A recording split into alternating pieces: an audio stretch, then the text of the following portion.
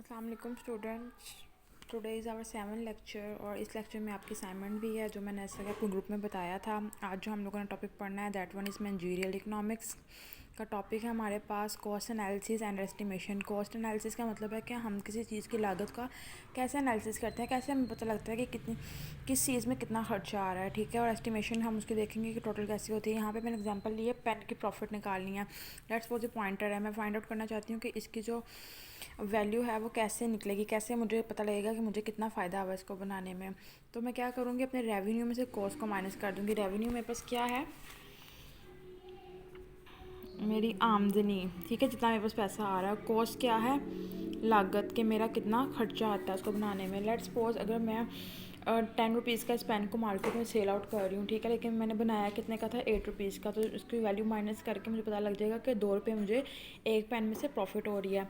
आगे हमारे पास यहाँ पे हैं कुछ टाइप्स कॉस्ट की। हम कॉस्ट के पहले टाइप्स देखेंगे, फिर हम देखेंगे कॉस्ट के टाइप्स कहाँ कहाँ कैसे कैसे यूज़ हो रही हैं। फर्स्ट हमारे पास जो है हिस्टोरिकल कॉस्ट। हिस्टोरिकल कॉस्ट के नाम से हमें पता लगता है कि ऐसी कॉस्ट जो हिस्ट्री में दी हो, मतलब हिस्ट्री बैक। अब मैं हूँ, जैसे कि आप लोगों ने उसमें अकाउंटिंग में पढ़ा होगा, आउटस्टैंडिंग एक्सपेंसेस होते हैं आपके, या वो जो ऐसे एक्सपेंसेस जो आपने पहले ही पे कर दिए हों, सॉरी, प्रीपेड होते हैं, ठीक है। वो आपने क्या किया, यहाँ पे हिस्टोरिकल आपके पास कॉस्ट क्या आएगी। लेट्स सपोज आपने गाड़ी का जो रेंट है वो आपने ऑलरेडी पे कर दिया हुआ है, ठीक है, पहले ही पे कर दिया था उस गाड़ी को यूज़ करने से पहले, ठीक है। ऐसी कॉस्ट जो आप पहले ही पे कर दो उसको यूज़ करने से पहले। नेक्स्ट है करंट कॉस्ट। करंट कॉस्ट ये है कि जो चीज़ आप यूज़ कर रहे हो उसको आप साथ साथ पे करते रहो। जस्ट लाइक हमारे जो बिजली का बिल आता है, ठीक है, हम इसको साथ साथ पे करते रहते हैं। या ऐसी कॉस्ट जो हमें फॉर इनिशली उसी पॉइंट दैट द मोमेंट हमें पे करनी पड़ती है। Next is opportunity cost. Opportunity cost हमारे पास होती है वो कॉस्ट जो हमें एक काम करने के लिए दूसरे काम को छोड़ने की पे करनी पड़ती है। लेट्स सपोज इस वक्त अगर मुझे किसी और को पढ़ाना था, ठीक है, और वहाँ से मुझे कुछ इनकम आनी थी, ठीक है, तो वो मुझे कॉस्ट छोड़नी पड़ रही है। क्यों? क्योंकि मुझे ये लेक्चर रिकॉर्ड करना है, ठीक है। एक काम को करने के लिए दूसरे काम का जो आपको लॉस बियर करना पड़ता है उसको आप अपॉर्चुनिटी कॉस्ट कहते हो। नेक्स्ट है इम्प्लिसिट कॉस्ट। इम्प्लिसिट कॉस्ट के नाम से पता लग रहा है कि ऐसी कॉस्ट जो बिज़नेस के अंदर से लिंक करती हो। अंदर से मुराद मतलब कि आउट ऑफ पॉकेट कॉस्ट हो वो, ठीक है, out of in the pocket cost हो जो आप बिज़नेस के अंदर रह के कर रहे हो। जस्ट लाइक आपने कोई डिसीजन लेना है, कोई चीज़ ऐसी है जो आपके बिज़नेस के अंदर अंदर डिसीजन मेकिंग में यूज़ होगी, तो आपके पास इम्प्लिसिट कॉस्ट में आई। एक्सप्लिसिट कॉस्ट होता है आउट ऑफ पॉकेट कॉस्ट, ऐसी कॉस्ट जो आपने बिज़नेस से बाहर किसी को पे करनी है, ठीक है, just like payment of raw material हो गया, वेजेस, रेंट, ये सारी आपके पास एग्जांपल हैं एक्सप्लिसिट कॉस्ट की। जबकि इम्प्लिसिट कॉस्ट की आपके पास एग्जांपल होंगी जो आपने बिज़नेस के अंदर, लेट्स सपोज अगर आपके कोई फैमिली मेम्बर आ गए हैं, ठीक है, बिज़नेस में कोई आपसे मिलने आ गया आपकी शॉप पे या आपके जहाँ पे आपकी बिज़नेस प्लेस है, तो आप उसको जो चाय पानी पिला रहे हो, ठीक है, वो आपका जो है इम्प्लिसिट कॉस्ट में आएगा। नेक्स्ट है इंक्रीमेंटल कॉस्ट। इंक्रीमेंटल कॉस्ट के नाम से आपको आइडिया हो रहा होगा कि इंक्रीमेंट होना किसी चीज़ का, और इंक्रीमेंट कहते हैं बढ़ने को। जस्ट लाइक पहले मैं 10 पेन बना रही थी तो मेरी कॉस्ट आ रही थी 100, अब मैं 20 पेन बना रही हूँ तो 20 पेन बनाने में मतलब 10 पेन जो और ऐड हुए हैं उन पर जो मेरा एक्सपेंस आएगा उसको मैं क्या कहूँगी कि ये मेरी इंक्रीमेंटल कॉस्ट है। मतलब जो खर्चा प्रोडक्शन को बढ़ाने की वजह से होता है उसको मैं कहती हूँ कि ये इंक्रीमेंट कॉस्ट है मेरी। Next is sunk cost. अब संक कॉस्ट का जो कॉन्सेप्ट है यहाँ पे हम देखते हैं संक कॉस्ट क्या होती है।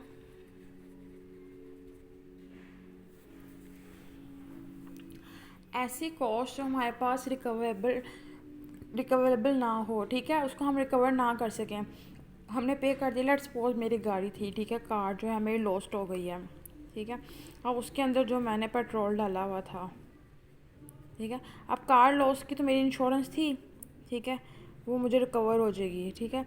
लेकिन ऐसी कॉस्ट जो रिकवर ना हो, जस्ट लाइक जो मेरे पेट्रोल के पैसे गए उसके अंदर मेरा जो पेट्रोल था वो तो मुझे रिकवर नहीं होगी ना। तो संक कॉस्ट ऐसी कॉस्ट को कहते हैं जो कि इरिकवरेबल होती है, हम इसको रिकवर नहीं कर पाते। वेरिएबल कॉस्ट हमारे पास वो कॉस्ट है जो कि वक्त के साथ साथ प्रोडक्शन के साथ साथ चेंज होती रहती है। अगर आप एक मशीन पे ज़्यादा चीज़ें प्रोड्यूस कर रहे हो तो वो ज़्यादा इलेक्ट्रिसिटी यूज़ कर रही है तो आपको उस मंथ बिल ज़्यादा आएगा। अगर आप कम कर रहे हो, कम चीज़ें बना रहे हो, कम बिजली यूज़ हो रही है, बिल आपको कम आएगा, ठीक है। तो ये क्या है, ये चेंज होती रहती है, अप एंड डाउन। ये प्रोडक्शन पर डिपेंड करती है कि प्रोडक्शन अगर ज़्यादा है तो वेरिएबल कॉस्ट भी ज़्यादा है, प्रोडक्शन कम है तो वेरिएबल कॉस्ट भी कम है। Next is fix cost. Fix cost से मुराद है ऐसी कॉस्ट जो बिल्कुल भी चेंज नहीं होगी हमारे पास, ठीक है। इसका पीरियड जो है वो आपके पास हर पीरियड के लिए ये सेम रहेगी। जस्ट लाइक आपको रेंट बिल्डिंग का पे करना है, हर महीने आपको पे करना है। आप कुछ वहाँ पे इवन एक घर आप रेंट पे ले रहे हो, वहाँ पे रहो ना रहो, 2 महीने बाद आपने शिफ्ट होना हो, लेकिन ये क्या हर हाल में हर सूरत पे आपको उसका बिल जो है, रेंट जो है, पे करना ही पड़ेगा। ये सारी आपके पास हैं कॉस्ट की टाइप्स। ठीक है। नेक्स्ट अब हमने देखना है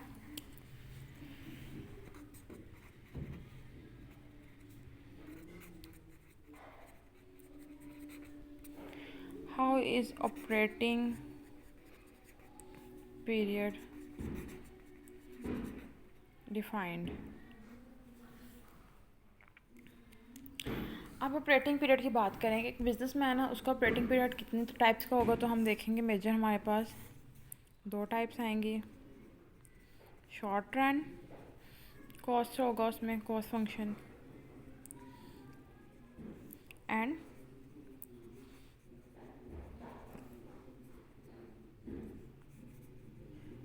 लॉन्ग रन कॉस्ट फंक्शन। ठीक है। तो ये 2 आपके पास फंक्शंस आएंगे। अब कॉस्ट रन, जो शॉर्ट रन में आपका कॉस्ट होगा वो क्या होगा, वो ऑन द बेसिस होगा डे बाय डे या डे टू डे आप कह सकते हो। ठीक है। इसको कि रोज़मर्रा के जो आपके खर्चे हो रहे होंगे उसको आप कहोगे कि ये शॉर्ट रन कॉस्ट है आपकी। ठीक है। तो शॉर्ट रन कॉस्ट होती है वो आपके पास, उसमें मिनिमम आपका एक फैक्टर ऑफ प्रोडक्शन जो होता है फिक्स होता है। Factor of production I hope कि आपको आइडिया होगा, 4 फैक्टर ऑफ प्रोडक्शन होते हैं हमारे पास, लैंड, लेबर, कैपिटल, ऑर्गेनाइजेशन, आमलीन पैदाइश इनको कहा जाता है। 4 ऐसी चीज़ें होती हैं जिनको यूज़ करके हम पैसा जो है इकोनॉमी में प्रोड्यूस कर सकते हैं। तो वो उसमें से फैक्टर ऑफ प्रोडक्शन में से एक फैक्टर ऑफ प्रोडक्शन जो है हमारे पास यहाँ पर फिक्स होगा, उसको आप चेंज नहीं कर सकते। दूसरी तरफ अगर हम लॉन्ग रन की बात करें तो लॉन्ग रन में क्या होगा, हमारे पास जो इकॉनमी है वो एक लॉन्ग रन के लिए चल रही होगी, डे टू डे एक्टिविटीज़ नहीं होंगी, उसमें प्रॉपर प्लानिंग प्रोसीजर होगा। ठीक है।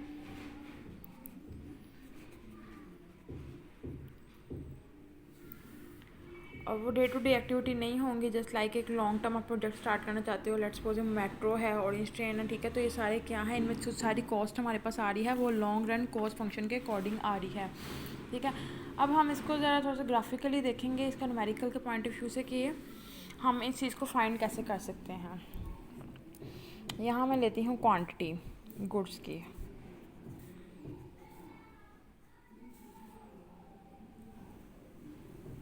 इसको ध्यान से देखना है, फिर मैंने आपको एक न्यूमेरिकल भी देना है इसके रेलिवेंट। ठीक है। ये आपके पास आ गई क्वांटिटी के बाद आपके पास हम देखेंगे टोटल कॉस्ट, नहीं फिक्स कॉस्ट देती हूँ मैं यहाँ पे आपको। ठीक है। 3 3 3 3 और अगेन 3। ठीक है। वेरिएबल कॉस्ट क्या होगी, चेंज होती रहेगी, ये वक्त के साथ साथ कभी बढ़ेगी कभी कम होगी। ठीक है। इसको हम 7 कर लेते हैं। अब मैंने इसमें से फाइंड आउट क्या करना है, वो कह रहा है एक तो इसकी टोटल कॉस्ट फाइंड करें। ठीक है। सेकंड आपने इसमें एवरेज फिक्स कॉस्ट फाइंड करनी है, एवरेज वेरिएबल कॉस्ट फाइंड करनी है, इसके मैं फॉर्मूले भी इसके आगे लिखती हूँ। ठीक है। एवरेज टोटल कॉस्ट फाइंड करनी है और लास्ट में अपने मार्जिनल कॉस्ट फाइंड करनी है। सबसे पहले इनको फाइंड करने के लिए हमें इसका फॉर्मूला पता होना चाहिए। टोटल कॉस्ट का फॉर्मूला क्या होगा, हमने लास्ट में भी किया था, total fix cost divided by total variable cost. Average देखें, एवरेज फिक्स कॉस्ट है, तो एवरेज फिक्स कॉस्ट का मतलब होगा टोटल फिक्स कॉस्ट को हम डिवाइड कर देंगे अपनी क्वांटिटी पे। ठीक है। नेक्स्ट हमारे पास है average variable cost. Average variable cost का मतलब total variable cost divided by Q. अब ATC का मतलब एवरेज टोटल कॉस्ट, तो मतलब टोटल कॉस्ट को आपने डिवाइड करना है क्यू से। मार्जिनल कॉस्ट है, मार्जिनल कॉस्ट में हम चेंज देखते हैं, change in total cost divided by change in Q. ये जो डी है ये डी नहीं है, डेल्टा है, इसको आप ऐसे भी शो कर सकते हो। फॉर्मूले हमारे पास सारे आ गए हैं। अब आप मुझे ये सारी चीज़ें मेरे साथ निकालने की कोशिश करें, हम देखते हैं कैसे निकलेंगी। सबसे पहले हमने क्या निकालना है, टोटल कॉस्ट। तो टोटल कॉस्ट कैसे निकलेगी जी,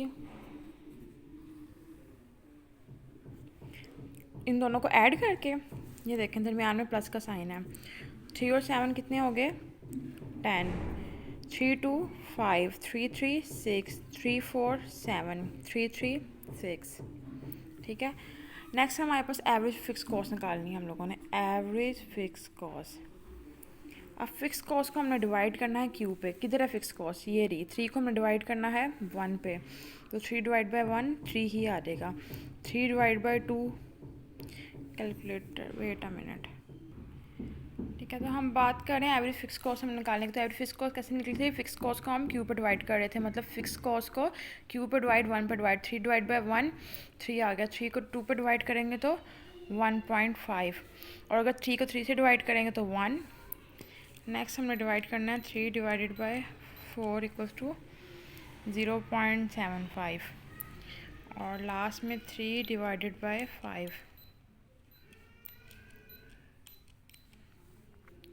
0.6। इसी तरह हम लोगों ने अब निकालनी है जी एवरेज वेरिएबल कॉस्ट। तो वो कैसे निकलेगी, टोटल वेरिएबल कॉस्ट, मतलब इस वाले कॉलम को अब हम क्यू पे डिवाइड करते जाएंगे, ठीक है। तो यहाँ पे हम कॉलम बनाएंगे average variable cost.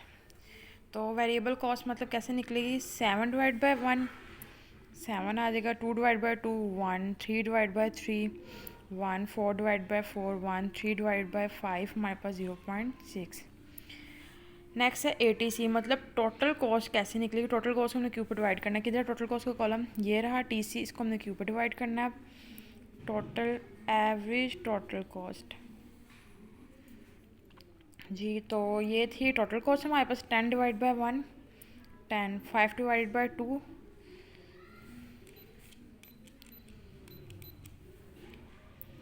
2.5, 6 divide by 3 2, 7 divided by 4 1.75, and last one is 6 divided by 5 1.2, ठीक है।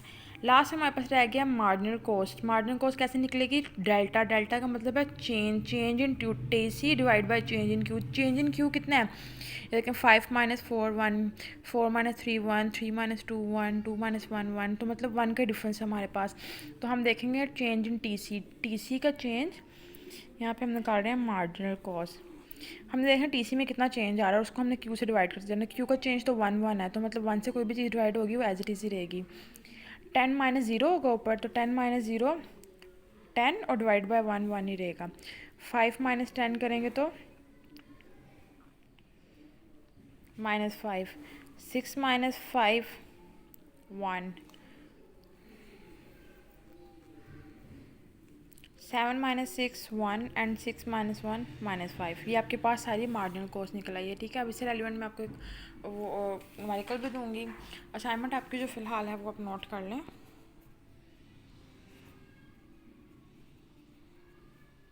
असाइनमेंट जी आपकी है, कॉस्ट की सारी टाइप्स एक्सप्लेन करनी है आपने, ठीक है। प्लस आपको एक न्यूमेरिकल मिलेगा, वो आपने सॉल्व करना है।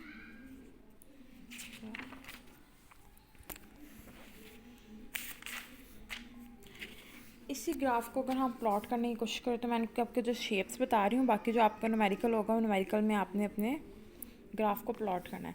यहाँ पे आप जो वर्टिकल एक्सिस होंगे आपके पास, उस पर आपने लेना है आउटपुट।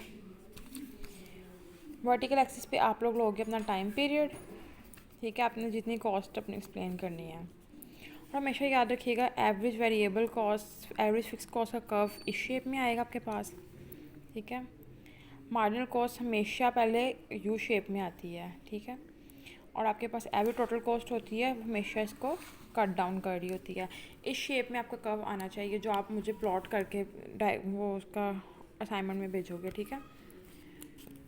और ये डायरेक्ट आपके पास MS वर्ड पे भी हो सकता है, और आपके पास एक्सेल में भी ग्राफ बन जाते हैं, ठीक है। कोशिश कीजिएगा उधर से ही बना लीजिएगा, ठीक है। और जिसके पास ये सेस नहीं है वो बाय हैंड मुझे बना के भेजिएगा विद मेजरमेंट्स कंप्लीट। नेक्स्ट है हम लोगों ने ग्राफिकल रिप्रेजेंटेशन देखनी है टोटल कॉस्ट फंक्शन की, कि एक टोटल कॉस्ट फंक्शन को हम लोग अगर प्लॉट करें तो उसकी ग्राफिकल शेप क्या आएगी आपके पास। अगेन आउटपुट, ठीक है, और यहाँ पे आपके पास टाइम पीरियड आएगा। आपके पास तीन सूरत हाल हो सकती हैं बिज़नेस में, या तो आपका बिज़नेस जो है इम्प्रूव कर रहा हो, या डिक्रीज़ कर रहा हो, या वो कांस्टेंट हो। ठीक है, तो ये देखें इसकी शेप, हम यहाँ से जाएंगे, ये आपके पास इंक्रीजिंग आ जाएगा, देन डिक्रीजिंग, ठीक है। ये देखिए ये है आपके पास increasing return, decreasing return, decreasing return कैसे, ये नेगेटिव स्लोप आपके पास बन गई है। अब एक चीज़ के बढ़ने से दूसरी चीज़ कम हो रही है, और यहाँ पे ये बिल्कुल कांस्टेंट हो जाएगा आपके पास।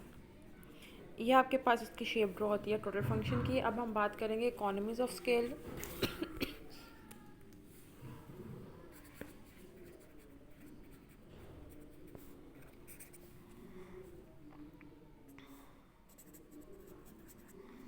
Economies of scale exist when long run average cost decline as output expand।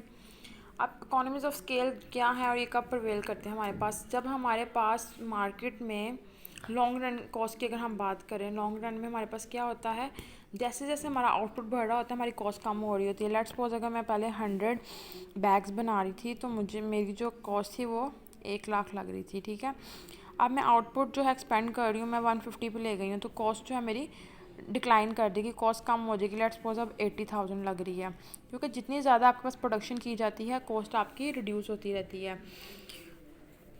Next हम इसकी बात करेंगे कि इकोनॉमीज ऑफ स्केल कितने टाइप्स के होते हैं और इनका रिलेशन क्या आता है। उसके बाद हम कॉस्ट ऑफ कॉस्ट इलास्टिसिटी की बात करेंगे। अब पहले हम ये देखेंगे 3 टाइप के हमारे पास मेजर। पहला है इंक्रीजिंग, इसको जैसे आप इकोनॉमीज ऑफ स्केल भी कह सकते हो, जस्ट सिंपल। नेक्स्ट हमारे पास no economies of scale means constant.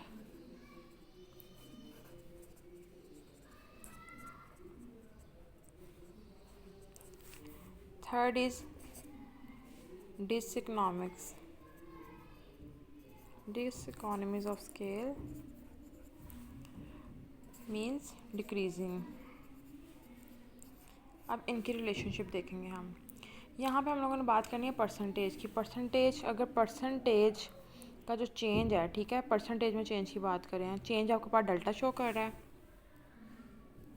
Percentage change in total cost जो है वो ज़्यादा हो जाए परसेंटेज चेंज इन क्वांटिटी से, तो आपके पास जो है economies of scale greater than 1 आएगा, जिसका मतलब होगा कि आपकी एवरेज कॉस्ट जो है कम हो गई है। अब इसको फर्दर एक्सप्लेन करें एक एग्जांपल से। देखो एग्जांपल तो ये भी यूज़ हो जाएगी इसके अंदर। अगर आप क्वांटिटी ज़्यादा कर दो गुड्स की, अब 150 चीज़ें बन रही हैं लेकिन आपके पास कॉस्ट क्या है, वो कम है, कॉस्ट कम है एज़ कम्पेयर टू क्वांटिटी। चीज़ें आप ज़्यादा बना रहे हो लेकिन पैसे आपके कम लग रहे हैं, कॉस्ट मतलब आपकी रिड्यूस हो रही है। तो ये आपके पास इकोनॉमीज ऑफ स्केल जो है ई इलास्टिसिटी इसकी ग्रेटर देन 1 आएगी। इसका मैं फॉर्मूला भी बताती हूँ अभी आपको। इलास्टिसिटी जो है ग्रेटर देन 1 आएगी, इसका मतलब इंक्रीजिंग हो रही है।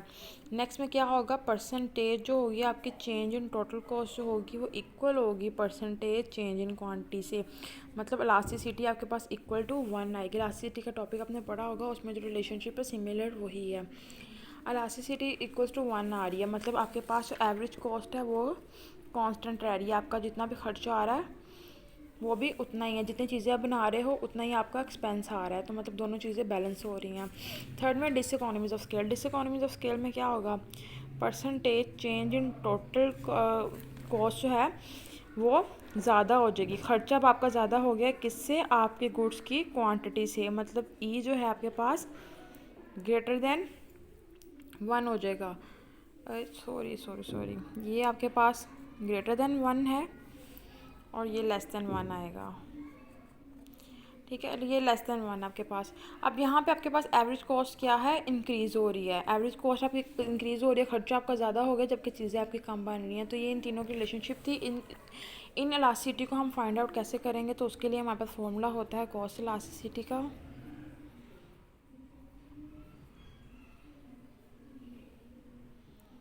That is E C C इसको शो करते हैं, E is elasticity and C is cost. Percentage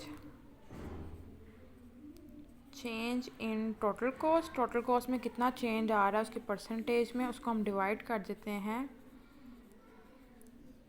percentage change in quantity. इसको अगर हम मैथमेटिकली देखें तो इसको हम ऐसे भी लिखा जा सकता है, ठीक है।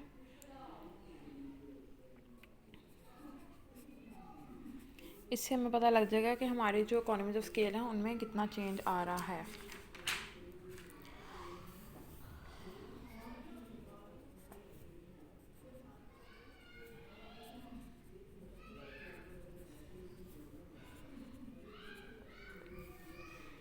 लॉन्ग रन एवरेज कॉस्ट की हम बात कर रहे हैं, ठीक है।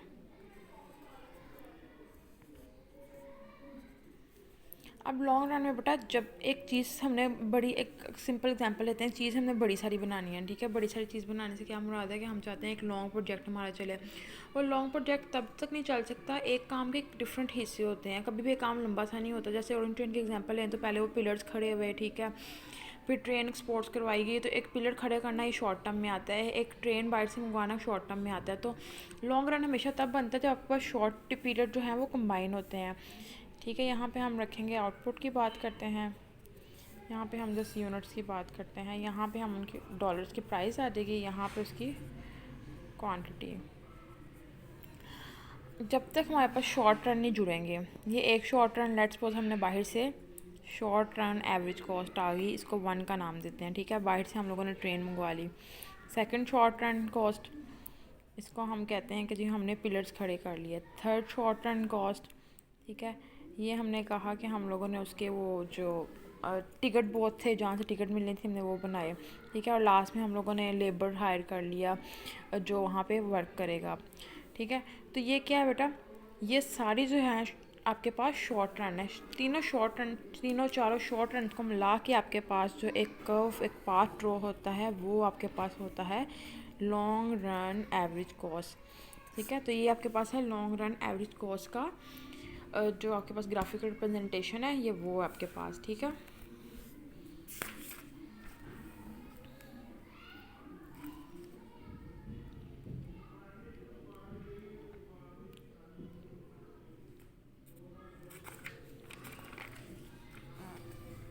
यहाँ पे एक और छोटा सा न्यूमेरिकल है, अब हम उसको देखेंगे, ठीक है। अब हमने देखना है कि इकोनॉमीज़ कैसे ऑपरेट करती हैं, हम इकोनॉमी में कैसे पता लगाएंगे कि हमें एक चीज़ कितने की बेचनी है। मल्टीप्लांट ऑपरेशन हम इसका देखेंगे।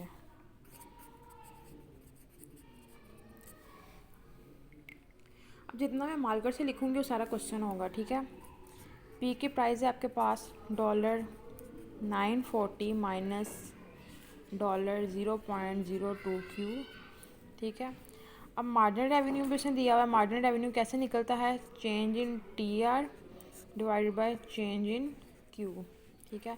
वो उसने आपको दिया हुआ है $940 माइनस $0.04Q, ठीक है। नेक्स्ट उसने आपको टोटल कॉस्ट दी हुई है, टोटल कॉस्ट दी हुई है $25,000 नहीं है, ये 2,50,000 है, ठीक है, प्लस $40Q, ये आपको फंक्शन की फॉर्म में सारा डाटा दिया हुआ है, ठीक है। $0.01Q का स्केयर। नेक्स्ट है MC क्या है, मार्जिनल कॉस्ट जो भी हमने पीछे निकाली भी है। टोटल कॉस्ट को हम डिवाइड करेंगे टोटल क्वांटिटी से। ये फॉर्मूले साथ में खुद लिख रही हूँ ताकि अभी हमने एक प्रोसीजर करना है तो हमें पता लग जाए टोटल कॉस्ट कितनी आ रही है। 40 प्लस $0.02Q। अब सबसे पहले हम लोग फाइंड क्या करना चाहते हैं, हम लोग प्रॉफिट निकालते हैं हर काम की कि हमें प्रॉफिट होगा या नहीं। तो बेटा हर चीज़ के लिए एक प्रॉफिट बहुत ज़रूरी है। बिज़नेस की बात करें तो प्रॉफिट कैसे निकलता है, अभी हमने स्टार्ट में देखा था पेन की एग्जांपल, टोटल रेवेन्यू को टोटल कॉस्ट में से माइनस करेंगे। तो TR किधर है हमारे पास, ये रहा TR, ठीक है। लेकिन मसला ये है कि TR के लिए तो हमारे पास सबसे TR तो है ही नहीं, ये तो MR है, ये भी हमें तो निकालना है अब जी TR। अब TR निकालने के लिए हम क्या करेंगे, TR का फॉर्मूला हम लोगों ने पढ़ा है कि TR किसके इक्वल होता है हमारे पास, TR तो इक्वल होता है हमारे पास P मल्टीप्लाई बाय Q के। अब हम TR निकालेंगे, TR निकालने के लिए हम P की वैल्यू हमारे पास गिवन थी, ये देखें, ये सबसे पहले ऊपर P की वैल्यू गिवन है, ठीक है। P की वैल्यू हम यहाँ पे लिख लेते हैं जो कि है हमारे पास $940 माइनस $0.02Q। इसको हम मल्टीप्लाई करेंगे किसके साथ, P की वैल्यू आ गई, मल्टीप्लाई का साइन अगेन Q के साथ मल्टीप्लाई कर देना, तो ये हो जाएगा $940Q माइनस डॉलर 0.02 क्यू का स्केयर हो जाएगा। क्यू की पावर 1 मल्टीप्लाई हो गया 2 हो गया। जब बेसिस सेम होती हैं पावर ऐड हो जाती है। ये अब आ गया जी हमारे पास टी आर आ गया। ठीक है, अब टी आर की जगह पे मैं वैल्यू लिख सकती हूँ अभी जो हमने निकाल लिया है। क्या निकाल लिया? $940 क्यू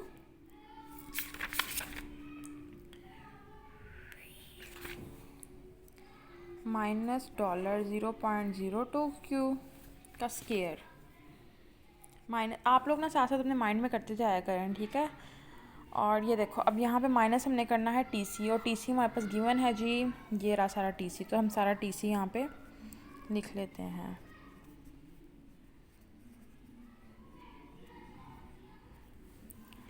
इसको मैं निकालूंगी। अब देखो जब मैं इसको ओपन करूँगी इस फंक्शन को, मैथ का रूल आपको पता होगा, जब हम बाहर माइनस का साइन हो तो अंदर के सारे साइन चेंज हो जाते हैं। माइनस ये प्लस है तो ये क्या हो जाएगा जी? -40 क्यू हो जाएगा। ये प्लस से भी माइनस हो जाएगा 0.01 क्यू का स्केयर। अब हमने क्या करना है, क्यू वाली एक साइड पे कर लें, कांस्टेंट एक साइड पे कर लें और बाकी वैल्यूज़ एक साइड पे कर लें। हम क्यू के स्केयर को सॉल्व करते हैं। ये क्या माइनस, ये भी माइनस, माइनस माइनस प्लस हो जाएगा। ये 0.02 0.01 तो ये हो गया जी -0.03 क्यू का स्केयर। अब हम चलते हैं क्यू की तरफ। तो क्यू क्या है जी हमारे पास 940 और ये 40। 940 में से 40 माइनस करेंगे तो हमारे पास आ जाएगा 900 क्यू। अब हमारे पास कांस्टेंट चीज़, कांस्टेंट क्या है? सिर्फ यही वैल्यू है तो हम इसको एज इट इज़ ही लिख लेंगे। सॉरी माइनस का साइन आएगा, एज इट इज़ हमने लिख लिया। ये हमारे पास आ गई प्रॉफिट। अब प्रॉफिट के बाद हम लोगों ने एक कंडीशन यहाँ पे प्रूव करनी होती है कि हमारे पास जो एम आ रहा है, मार्जिनल रेवेन्यू जो है मार्जिनल कॉस्ट के बराबर है। अब मार्जिनल रेवेन्यू हमारे पास जो दिया हुआ था क्वेश्चन में वो था 940 माइनस 0.04 क्यू। ठीक है, इसको हम लोगों ने बराबर करना है एमसी का। बेसिकली हम लोगों ने फाइंड तो करनी है प्राइस, तो प्राइस हम निकालने के लिए ये करेंगे एमसी। एमसी हमारे पास क्या है जी? एमसी गिवन था, यस एमसी गिवन है आपके पास $40 प्लस ये आपके पास एमसी है $40 प्लस $0.02 क्यू। अब इन दोनों को आमने सामने रख कंपेयर कर लें। 940 है, ये 40 है। अच्छा जी, ये 0.4 है। तो अगर हम इसको सॉल्व करें, ये माइनस है, ये प्लस है, इधर आके भी माइनस का हो जाएगा तो ये हो जाएगा। इसको हम उधर ले जाते हैं प्लस में करने के लिए। 0.06 क्यू हो गया हमारे पास। ठीक है, 940 को हम यहाँ पर लेके आएंगे तो ये 900 हो जाएगा। सिंपल मैथ्स के रूल से मैं किया है। क्यू इधर भी है, 900 को हम डिवाइड कर देते हैं 0.06 से, तो क्यू की जो वैल्यू आ जाएगी हमारे पास 15,000 आ जाएगी। अब देखो क्यू हमारे पास आ गया। जो हम लोगों ने पी की वैल्यू देखी थी उसमें क्यू नहीं था। हमने प्राइस फाइंड करनी है कि हमारे पास प्राइस सुटेबल क्या रहेगी। तो अब हम इसको करेंगे पुट इन पी। तो पी क्या था हमारे पास? 940 माइनस $0.02 क्यू। ठीक है, 940 as it is minus 0.02 Q की वैल्यू हमारे पास कितनी आई है जी? 15,000। अब यहाँ से हम इसको सॉल्व करेंगे। 15,000 को 0.025 से मल्टीप्लाई करेंगे तो हमारे पास आ जाएगा 500, और 940 को हम माइनस कर देंगे उसमें से तो हमारे पास बचेगा 640। 500 नहीं आएगा, वेट अ मिनट में।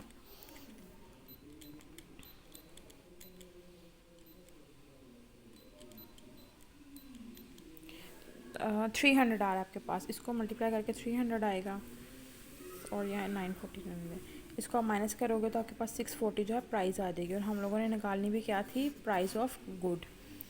आई होप कि इस लेक्चर में आपको कोई इशू नहीं होगा, और अगर कोई इशू हो तो आप मुझे कांटेक्ट कर सकते हैं, ठीक है। और आपको जो असाइनमेंट है वो मैं आपको मैं बता दूंगी, पिक्चर सेंड कर दूंगी। वही न्यूमेरिकल है, इस तरह का न्यूमेरिकल नहीं है, ठीक है। करना आपने इसको भी है, ये नेक्स्ट आएगा आपके पास। फ़िलहाल जो अभी मैंने आपको ये करवाया है ये, ठीक है, इसके अकॉर्डिंग आपका न्यूमेरिकल होगा। उसको आप लोगों ने अच्छी तरह से देख लेना फॉर्मूलाज को, और डायरेक्ट वो लास्ट वाला काम नहीं करना कि डायरेक्ट आप लोग मल्टीप्लिकेशन कर रहे थे, वो काम यहाँ पे नहीं होना। इसको ध्यान से आप लोगों ने करना है। कॉस्ट की सारी जितनी भी टाइप्स मैंने पढ़ाई हैं इन सब को विद एग्जाम्पल आप लोगों ने लिखना है, ठीक है। और इतनी लंबी डिटेल नहीं चाहिए, just definition to the point बार। डेफिनेशन के बाद आपने एक या दो लाइन्स में एग्जाम्पल कोट कर देनी है। ओके, अल्लाह हाफिज़।